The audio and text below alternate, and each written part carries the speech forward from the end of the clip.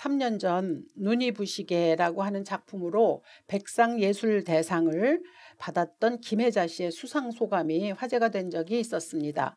그 내용은 이렇습니다. 내 삶은 때론 불행했고 때론 행복했습니다.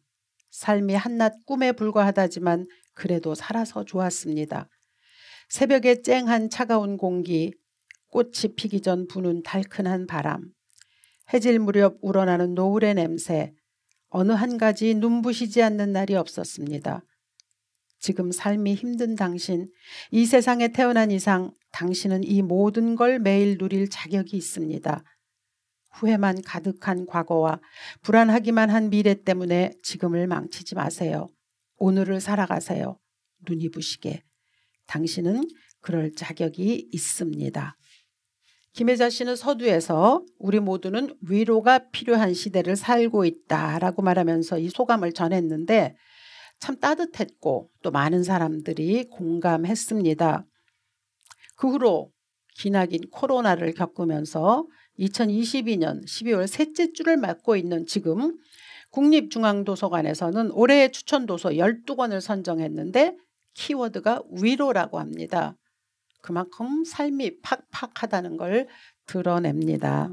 그뿐 아니라 교회 안에서도 단연 위로에 관한 말씀이 많이 채택된다고 합니다. 어떤 사람이 조사를 해봤나 봅니다. 많이 채택된 설교 본문이 어디였나를 봤더니 창세기도 있고 출애굽기도 있고 한데 이사야 40장부터 55장까지가 가장 많이 들어있었다고 합니다. 이유는 그곳에 위로에 관한 말씀이 많이 들어있기 때문입니다. 이사야 1장부터 39장까지는 경고, 또 회개하라, 심판 이런 말씀들이 주로 들어있고 40장부터는 66장까지는 위로, 회복, 영광 이런 내용으로 되어 있습니다. 그런데 그 이사야서 전체를 보면은 그게 한 200년의 기간을 다룬 내용이거든요. 그러니까 그게 한 사람이 쓸 수가 없잖아요. 그래서 아마도 세 사람의 선지자들이 쓴 글을 한 권으로서 묶어서 낸 것이 아닐까 이제 그렇게 학자들이 이야기를 하죠. 그래서 이사야서 40장부터는 참 위로가 되는 말씀이 많이 있는데 오늘 본문이 바로 그렇게 시작을 합니다. 본문은 바벨론 포로로 살아가는 이스라엘 백성들에게 주시는 하나님의 위로로부터 시작합니다. 그러니까 아주 오래전에 기원전 7세기, 6세기 이때 이스라엘은 정말 혼돈의 시대를 겪고 있었습니다. 대부분의 약소국들이 다 강대국들 사이에서 곤란을 겪잖아요. 그것은 예나 지금이나 똑같은 것 같은데 이 이스라엘은 그때 당시 이집트와 아수르 사이에서 이제 말하자면 소위 저울질 외교를 하고 있었던 거죠. 그런데 갑자기 급부상한 나라가 있었는데 그게 바로 신바벨론이라고 하는 바벨론이었습니다. 바벨론은 아수르를 그냥 멸망시켰고요. 그리고 이집트를 일부를 점령했고 이스라엘은 그냥 초토화시켰습니다. 사실 이스라엘이라고 하는 나라는 그 지중해 연안의 아주 작은 나라입니다. 그런데 그들에게 특징적인 것이 있다면 자신들은 선택된 백성이라고 하는 선민의 자긍심이 똘똘 뭉친 사람들이거든요. 그런데 그들이 바벨론의 공격을 받아가지고 바벨론이 와서 그들을 파괴시켰는데 자기들의 눈앞에서 성전이 무너지는 것을 보았다는 거죠. 그건 경악할 만한 사건입니다. 왜냐하면 이스라엘 사람들은 세상이 무너진다 하더라도 성전은 이건 하나님이 계시는 곳이기 때문에 이곳이 잘못되리라고는 정말 1도 생각을 해볼 수가 없는데 보는 앞에서 그게 무너졌거든요. 그래서 성전은 파괴됐고요. 그리고 지식층이나 아니면 지도자층 이런 사람들을 바벨론이 모두가 다 포로로 잡아갔습니다. 그래서 예루살렘에는 약자들이나 여자들, 아이들 이런 사람들만 남는 비참한 상황을 겪게 되었고 졸지에 몰락한 도시가 되어버린 거죠. 그러니 그 사람들에게 무력감과 상실감만이 남 수밖에 없지 않겠습니까? 포로로 잡혀간 사람들도 마찬가지였습니다. 우리는 선택된 백성이야 라고 하는 것으로 말로 그냥 자존심 하나 가지고 살던 사람들이 무너진 성전을 뒤로하고 바벨론이라고 하는 나라 속으로 들어갔는데 자기들의 뿌리를 잃어버린 거잖아요. 그런가 하면 그곳은 이방신들이 우글거리는 곳이거든요. 그들의 삶이 편안할 수가 있겠습니까? 나중에 뭐 어떤 연구 보고에 따르면 바벨론이 워낙에 흥왕한 도시였기 때문에 그 번영한 도시가 주는 이점을 누릴 수 있어서 사는 형편은 예루살렘에 있는 사람들보다는 더 낫었다고 그렇게 말은 합니다만, 여러분 살림살이 나아졌다고 마음이 편안한 건 아니잖아요. 포로로 살아가면서 하나님의 성전을 가지도 못하고 그것을 바라보면서 살아야 하는 그들의 심령이 오직했겠습니까? 그래서 시편 같은 데 보면 내가 바벨론의 그 강변에 앉아서 성전을 사모하며 울었다라고 하는 기록이 있을 정도거든요. 그들이 포로로 가야 했던 이유는 우리가 다 잘 알죠. 하나님의 택함 받은 백성으로 하나님의 자녀답게 살아야 되는데 못 살았거든요. 하나님 뭐 끊임없이 말씀하세요. 너희들은 율법을 받은 사람들이고 그리고 또 하나님의 백성이다. 그러니까 정말 옳게 바르게 살아야 한다 그랬는데 이 백성들이 그렇게 살지 못했어요. 그러니까 다시 말하면 정말 지긋지긋하게 말을 듣지 않았습니다. 그래서 하나님 말씀하시죠. 선지자들을 보내서 지금처럼 이렇게 살아가면 너네 바벨론의 포로로 갈 거야. 그리고 70년이라는 세월을 내가 그곳에서 정말 썩게 할 거야 라고 말씀하셨거든요. 근데도 듣지 않았습니다. 우리가 못된 짓을 하고 또 이렇게 악한 일을 도모하는 자식을 보면 그대로 두는 부모는 없잖아요. 어떻게 하든지 바른 길로 가게 하려고 온갖 방법을 다 동원하죠. 그래서 때로 벌을 주기도 합니다. 하나님이 지금 그렇게 하신 거예요. 얘네들 이대로 두면 안 되겠다 싶으신 거죠. 그런데 벌 받은 자식보다 벌 준 부모가 더 노심초사하는 거 우리 다 알고 있지 않습니까? 그걸 바라보는 부모가 더 조바심을 내요. 내가 벌 준 것 때문에 얘가 잘못되면 어떡하지? 내가 이것도 심판했다고 더 삐뚤어지면 어떡하지? 막 이런 것 때문에 그냥 가슴이 콩당거리는 게 부모의 마음이잖아요. 근데 오늘 본문을 보면 하나님이 그런 마음이셨다는 거예요. 이스라엘 백성들이 정말 행여나 내가 이렇게 바벨론의 포로로 보냈는데 얘들이 여기서 말하자면 이방 신들을 섬기면서 나를 점점 멀어지게 하면 어떡하나 이런 생각이 드셨던 것이죠. 그래서 1절에서 부지런히 말씀하십니다. 내 백성을 위로하라. 내 백성을 위로하라. 그들의 마음에 닿도록 말하고 외치라. 노역의 때가 끝났고 그 죄악이 사함을 받았다. 이제 벌을 2배나 받았다라고 그렇게 말씀하시면서 선지자들에게 지금 재촉하시는 거예요. 다시 말하면 그래 너희들이 잘못했잖아. 그래서 내가 너를 심판하지 않을 수가 없었다. 그래서 바벨론으로 이렇게 쫓겨갔는데 그래서 그동안에 너희들이 받은 모든 고통 그 죄값이 이제 끝났어 라고 선포하시는 거예요. 그래서 그들의 마음에 닿도록 말하라. 행여나 그들의 마음이 좀 굳어 있을까 봐 마음에 닿도록 말하라고 하나님이 막 안타까이 말씀하시는 거예요. 그러니까 이토록 절박하신 이유는 그 백성들을 생각했을 때 걱정이 되신 거죠. 자기들이 정말 잘못을 해가지고 그쪽으로 가서 뭐 이렇게 일이 잘못돼서 또 성전이 무너지고 이랬을 때 그 백성들이 그렇게 생각할 수 있거든요. 그래 뭐 우리가 잘못해서 바벨론 포로로 왔지만 그래도 성전이 무너지는 것은 이거는 정말 보통 일이 아니다. 그렇다면 하나님이 바벨론의 신에게 졌다는 이야기인가? 라는 생각들이 들었던 거죠. 그 당시 사람들은 모든 전쟁은 다 신들의 싸움이라고 생각하잖아요. 그러니까 바벨론의 신인 마르둑에게 하나님이 졌구나. 무력한 무능한 신이었단 말인가 라고 하는 이런 의심과 회의가 그들에게 들었던 것이죠. 근데 이제 그래서 하나님이 걱정되는 거죠. 아, 안 되겠구나. 얘네들 이러다가 영영 나로부터 멀어지면 큰일 나겠구나 해서 이제 이렇게 선지자들을 보내신 거죠. 이제는 모든 고통이 끝났어. 다 끝났어. 그걸 얘기하시는 거예요. 그리고 이제 구원받은 백성으로서의 회복만이 남았다라고 그렇게 말씀하시는 거예요. 그래서 위로하라. 내 백성을 위로하라. 막 이렇게 2번씩 반복적으로 얘기하시는 건 당신의 절박함이 들어있는 거죠. 하나님의 안타까워하심이 보이는 건데 이걸 보면 사랑에 있어서는 더 사랑하는 사람이 져준다라고 하는 것을 실감합니다. 자식 이기는 부모는 없다 그러잖아요. 그게 뭐 부모가 이기기 싫어서 아니면 이길 수가 없어서 그럽니까? 그냥 져주는 거잖아요. 부모가 자식을 사랑하는 만큼 자식이 부모를 사랑하지는 않습니다. 그래서 내리사랑이라고 하는 거겠죠. 나는 내 자식을 사랑하고 내 자식은 또 그의 자식을 사랑하는 뭐 이런 거 아니겠습니까? 하나님이 지금 이 백성들을 위로해주고 싶으신 거예요. 얘네들을 어떻게든지 이쯤에서 회복되게 해주고 하나님의 사람으로 살아갈 수 있도록 해줘야 되겠다라고 그렇게 말씀하시는 거죠. 그래서 여기서 이제 우리가 배울 수 있는 것이 있다면 하나님의 위로는 용서하심으로부터 시작한다라고 하는 그것입니다. 죄사함의 은혜로부터 하나님의 위로가 출발한다는 것이죠. 죄 지은 인간에게 사유하심의 은혜가 주어지는 것만큼 복된 것은 없습니다. 죄를 지었을 때에 내가 죄사함의 은혜가 있다라는 것을 경험하기 전까지는 우리가 굉장히 불편해요. 하나님이 나를 죄를 사해 주셨다. 아, 내 이제 회복됐다. 그래서 이제 내가 정말 그 하나님의 확신을 가지고 나는 이제 잘 살아갈 수 있구나라는 게 있기 전까지는 불편하다는 거죠. 굉장히 마음이 편치 않아요. 그래서 시편 기자도 말하지 않습니까? 내가 입을 열지 아니할 때 종일 신음함으로 내 뼈가 쇠하였도다. 토설치 아니하면 내가 가지고 있는 죄들을 이렇게 묻어놓고 있으면 이 속에서 신음한다는 거죠. 심령이 곤고하다는 거죠. 그리고 내 뼈가 쇠하였을 정도로 우리의 육신까지도 연약해진다는 걸 말하는 거죠. 그래서 이제 토해야 되는 거죠. 회개해야 되는 거죠.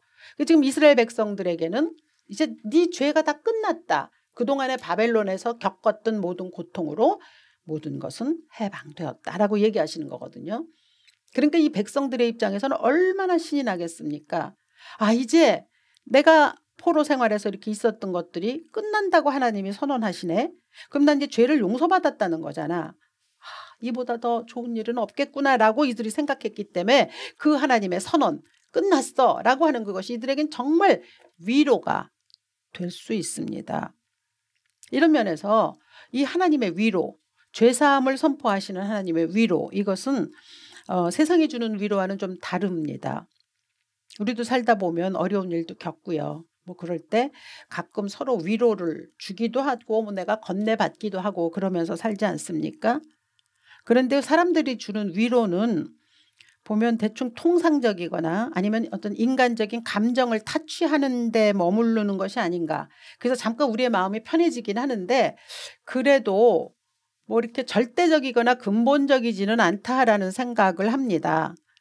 예를 들자면 우리가 어떤 고통이나 어려운 일이 있을 때 위로를 또 필요로 하잖아요. 그런데 그 고통이나 어려운 일들이 어디서부터 왔는지, 그리고 그 일이 어떻게 진행될 것인지, 또 그 일은 어떻게 끝날 것인지, 다시 말하면 이제 구원의 문제가 이 안에 들어서는데 구원의 문제, 구원의 여부는 어떻게 될 것인지에 대해서는 크게 생각하지 아니하고 그냥 추상적인 그리고 또 쉬운 희망사항들을 열거하는 위로가 사람들에게서부터 주어지고 또 우리가 또 그렇게 합니다. 사실 우리 잘 모르잖아요.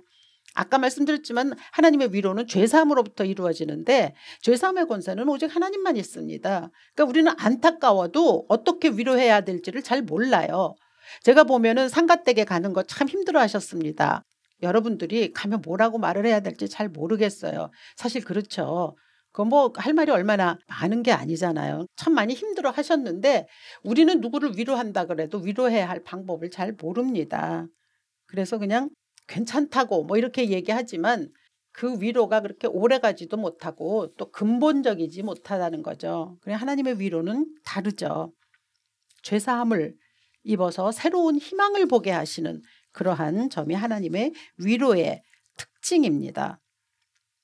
그래서 위로하시는 그 하나님의 은혜가 우리에게 들어오게 되면 그 다음 스텝이 있는데 새로운 길을 볼 수 있게 해주시는 거예요. 오늘 말씀입니다. 3절 너희는 광야에서 여호와의 길을 예비하라. 사막에서 우리 하나님의 대로를 평탄하게 하라라고 하십니다. 그러니까 너희들 이제 포로 생활 끝났거든. 죄사함 받았거든. 그리고 위로하시면서 그 위로가 그냥 토닥토닥 하시는 데서만 끝나는 게 아니라 일어서야지라고 하는 것으로 나아간단 말이죠. 광야에서 길을 내라. 사막에서 대로를 만들어라 라고 말씀하세요. 그러니까 이걸 보면 하나님은 이스라엘 백성들의 삶이 광야인 것 또 사막인 것을 이미 전제하고 계시죠.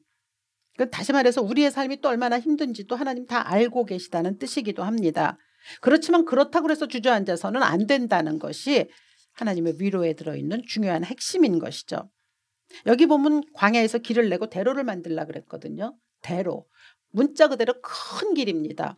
길이라는 건 사람들이 걸음으로서 생겨난다 그런 말들을 많이 하는데 이 본문에서 말하는 대로는 그런 게 아니고 진짜 힘을 다해서 인위적으로 열심을 다해서 만들어내야만 하는 그러한 것들인 거죠. 그러한 것을 하라고 하나님이 그렇게 말씀해 주십니다. 광야에서 길을 내고 사막에서 대로를 낸 사람 다윗이 있지 않습니까? 다윗은 정말 그랬던 사람입니다. 그의 광야에서의 10년의 삶이 결코 쉬운 삶이 아니라는 건 우리가 다 알고 있습니다만, 그러나 그가 그곳에서도 길을 낼 수 있었고 대로를 만들 수 있었던 사람이 되었던 것은 그가 밤마다 하나님이 그를 위로하셨기 때문입니다. 시편에는 그런 말씀들이 얼마나 많이 들어있는지 알 수 없습니다. 그 하나님의 위로를 받은 그 다윗이 아침이면 또다시 용기를 얻어서 자기의 갈 길을 갈 수 있었습니다. 그러니까 이런 면에서 보면 하나님의 위로는 공격적이라고 할 수 있습니다. 수동적이 아니죠. 능동적인 하나님의 위로인 것이죠. 그러니까 지금의 상태 그걸 직시하고 거기에 머무르는 게 아니라 그걸 바탕으로 일어나서 나아갈 수 있게 하는 바로 그것을 목표로 합니다. 혹시 지금 이 순간에 우리가 좀 어려움을 겪고 있다면, 이스라엘의 바벨론의 포로로 갔던 것과 같은 비슷한 경험을 하고 있다면, 그것은 어떤 이유에서든지 하나님이 분명히 허락하실 만한 이유가 있어서 그렇게 주셨을 것이라고 생각합니다. 그래서 바벨론 포로들이 들었었던 이 메시지는 오늘날 우리에게도 동일하게 다가오죠. 바벨론의 그 포로로 있을 때 하나님이 다가가셔서 토닥거리셨잖아요. 그것을 기억하셔야 돼요. 토닥거림을 바탕으로 다시 일어났잖아요. 그것을 우리가 알아야 된다는 거죠. 시편 기자가 노래합니다. 그 마음에 시온의 대로가 있는 자는 복이 있다. 마음에 시온의 대로가 있는 자는 복이 있다. 시온은 예루살렘입니다. 예루살렘의 그곳에 하나님이 계시죠. 그래서 이 이스라엘의 포로로 갔던 사람들은 이 말씀을 들으면서 야, 이제 우리는 예루살렘으로 다시 돌아갈 수 있다. 그곳에 돌아가서 다시 성전 예배를 회복할 수 있다. 라고 하는 걸 상상하면서 정말 힘이 막 났던 거거든요. 그렇게 하나님이 그들을 위로하셨던 거예요. 시온의 대로 끝에서 만날 세상은 어떤 것이냐. 하나님께서 오늘 4절부터 5절까지 말씀하십니다. 골짜기마다 도두어지며 산마다 언덕마다 다 낮아지며 고르지 아니한 곳이 평탄하게 되며 험한 곳이 평지가 될 것이요 여호와의 영광이 나타날 것이라. 주께서 세우실 나라, 그것은 지금의 나라와는 다르다는 거죠. 사실 여러분, 우리가 살면서 보면 우리가 사는 세상은 골짜기 그리고 산과 언덕들이 가로막고 있습니다. 온통 울퉁불퉁한 것들이 우리의 길에 놓여 있습니다. 돌아보면 오르지 못할 산들이 있어서 그곳을 못 올랐다고 해서 얼마나 자책했으며 또 후회한 적이 많이 있습니까? 그런가 하면 또 어쩌지 해서 올라갔다가도 또 이상하게 사람들이 그런 데 올라가면 또 교만해지거든요. 그러면 어떤 때는 또 하나님이 우리를 골짜기로 내리실 때도 있고 또 스스로 내려갈 때도 있습니다. 또 골짜기로 내려가면 얼마나 많이 좌절하고 또 염려합니까? 한탄하잖아요. 그렇게 높고 낮음이 심하죠. 우여곡절이 많고요. 차별이 많은 곳이 세상살이입니다. 그래서 우리가 일희일비하기도 하고 또 노심초사하기도 하고 뭐 이러면서 살고 있는데, 하나님께서 말씀하시는 그 영광의 나라, 그곳에는 그런 게 없다는 거예요. 골짜기도 없고 산과 언덕도 다 평평해진다는 거죠. 그냥 요철처럼 들쑥날쑥하는 이런 길들도 깨끗이 다져질 것이라고 그렇게 말씀하시는 겁니다. 그러니까 장차 그 나라엔 차별이 없어요. 지금 이 나라에서 우리가 살고 있는 세상에 얼마나 많은 차별이 존재해서 수많은 사람들의 눈으로부터 눈물을 흘리게 합니까? 근데 그 나라엔 그런 게 없어요. 마땅히 모든 사람이 평등해지고 마땅히 모든 사람들이 서로 사랑하며 화목하며 살아갈 수 있는 그 나라가 있을 것이다. 그러니 그 나라를 내가 너희에게 줄 것이니 그때까지 어떻게? 지금 너희들이 삶이 비록 광야지만 길을 내야 해. 너희들의 삶이 사막이지만 대로를 만들며 살아야 해라고 하나님께서 그렇게 위로와 용기를 주신다는 거예요. 그래서 우리 마음에 시온의 대로가 있는 자, 그런 자들은 골짜기나 산이나 뭐 언덕 같은 것 때문에 뭐 또 길 때문에 넘어질 수 있는지는 모르지만 하나님이 손이 붙들어 주시기 때문에 아주 엎드러지지는 않습니다. 시편 기자가 그렇게 고백했잖아요. 아주 엎드러지지는 않는다고. 하나님 좀 말씀하세요. 바벨론 포로로 갔던 자들을 붙드시면서 그래 너네 너무 힘들었지? 그래 이제 일어나자. 일어나서 너희들이 앞으로 영광의 나라를 만질 그때까지 해야 할 일들이 있거든. 그러니까 그 일들을 하며 살라고 그렇게 말씀하시는 거예요. 다시 말하면 바벨론 포로로 있다고 해서 한참 하나님의 백성의 정체성을 빼앗겨서는 안 된다고 말씀하시는 겁니다. 시리아의 작가인 자카리아 타메르라고 한 사람이 쓴 단편집 10번째 날의 호랑이라는 글이 있습니다. 호랑이 한 마리가 잡혀서 우리에 갇힌 거죠. 호랑이는 막 으르렁대면서 그 쇠창살을 막 물어뜯으면서 탈출을 시도했지만 안 되죠. 그때 조련사가 호랑이에게 말했습니다. 너 이렇게 으르렁거리면 나 너에게 먹이 안 준다. 그런데 호랑이는 생각했습니다. 내가 먹이 때문에 호랑이 됨을 상실할 거냐? 참았죠. 그랬는데 결국 배가 고파졌어요. 그래서 조련사에게 얘기했죠. 먹을 걸 달라고. 그러자 뭐라고 했습니까? 네가 고양이 소리를 내면 내가 너에게 고기를 줄게. 그렇게 얘기했습니다. 그래서 할 수 없이 이 호랑이는 너무너무 배가 고팠지만 정말 고민한 거죠. 그러다 할 수 없이 고양이 소리를 냈습니다. 그러자 고기를 던져줬어요. 그래서 고기를 먹었죠. 시간이 흐른 후에 이제 또 배가 고파진 거죠. 그러자 이번엔 조련사가 말했습니다. 당나귀 소리를 내야 한다. 호랑이는 고민했습니다. 어떻게 하나. 그러나 육신의 배고픔을 견딜 수 없어서 할 수 없이 당나귀 소리를 냈습니다. 그런데 조련사가 그에게 던져준 것은 고기가 아니고 건초더미였습니다. 왜죠? 그는 더 이상 호랑이가 아니었기 때문입니다. 그리고 그가 그 호랑이가 건초더미를 받은 날, 그날이 그가 우리에 갇힌 지 10번째 되는 날이었다라는 그 이야기입니다. 이 단편집은 우리들에게 그리스도인의 정체성에 대한 경각심을 일깨웁니다. 우리 삶이 바벨론 포로 같기도 하고 이 우리에 갇힌 호랑이 같기도 하다는 걸 생각해 보게 합니다. 그래서 또 우리가 뭐 어떨 때는 건초더미라도 있으면 만족할 때도 있거든요. 근데 그렇게 해서는 안 된다는 거죠. 사실 삶이 우리를 굉장히 많이 유혹하지 않습니까? 바벨론 포로들이 바벨론의 이방 신들 안에서 살아가느라고 고군분투했던 것처럼 우리도 그렇게 힘들게 살아갑니다. 삶의 유혹을 이겨내느라고 무진애를 씁니다. 근데 하나님 말씀하시는 거예요. 너희가 잠깐 그렇게 포로로 갔을지는 모르지만 그러나 너희는 광야에서 길을 낼 사람들이야. 오늘 또 이 자카리아 타메르가 쓴 말대로 하자면 우리에 갇힌 호랑이지만 정체성은 호랑이인 것이에요. 그러니까 결코 10번째 날의 호랑이는 될 수 없다는 거죠. 왜냐하면 하나님이 우리를 그렇게 짓지 않으셨기 때문입니다. 사실 이스라엘 백성들은 지들이 잘못했거든요. 그래가지고 심판을 받은 거잖아요. 그래서 포로가 된 거거든요.